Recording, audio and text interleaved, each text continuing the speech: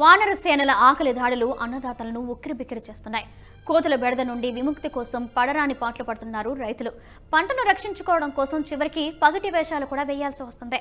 మహబూబాబాద్ జిల్లాలో ఓ రైతు ఏకంగా ఎలుగుబంటి వేషం వేసుకుని తన పంటను కోతుల బెడద నుండి కాపాడుకునే ప్రయత్నాలు చేస్తున్నాడు. అయితే ఈ ఎలుగుబంటి వేషం అప్పుడప్పుడు ఆయనకు ఊహించని చిక్కులు తెచ్చిపెడుతుందట. ఈ వేషంలో ఉన్నప్పుడు నిజమైన ఎలుగుబంటి అనుకుని స్థానిక రైతులు పలుమార్లు అతడిపై దాడి చేసినా పంటను కాపాడుకోవడానికి ఈ తిప్పలు తప్పడం లేదని ఆ రైతు వాపోతున్నాడు. మహబూబాబాద్ జిల్లా తొర్రూరు మండలం మడిపల్లి గ్రామానికి చెందిన ఈ రైతు పేరు చిర్రబోయిన శ్రీను. మొత్తం 10 ఎకరాల భూమిలో వ్యవసాయం సాగు చేస్తున్నాడు. 8 ఎకరాల్లో పత్తి, 2 ఎకరాల్లో వరి సాగు చేస్తున్నాడు. కోతుల బారి నుంచి పంట పొలాన్ని కాపాడుకునేందుకు గులేరు, మైకులు, కర్రలతో తరిమేసి అలసిపోయాడు. కోతుల నుంచి మాత్రం విముక్తి లభించడం లేదు.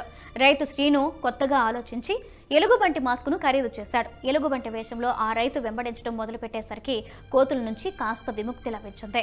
ఎలుగుబంటి వేషంతో తన పంటకు కోతుల బెడద నుంచి రక్షణ లభించిందని శ్రీను ఆనందం వ్యక్తం చేస్తున్నాడు. అయితే ఎలుగుబంటి వేషధారణతో తిరుగుతున్న ఈ రైతుపై అప్పుడప్పుడు దాడులు కూడా తప్పడం లేదట. నిజమైన ఎలుగుబంటి అనుకుని పరిసర ప్రాంత రైతులు కొన్ని సమయాల్లో దాడి చేసిన సందర్భాలు కూడా ఉన్నాయని చెబుతున్నాడు.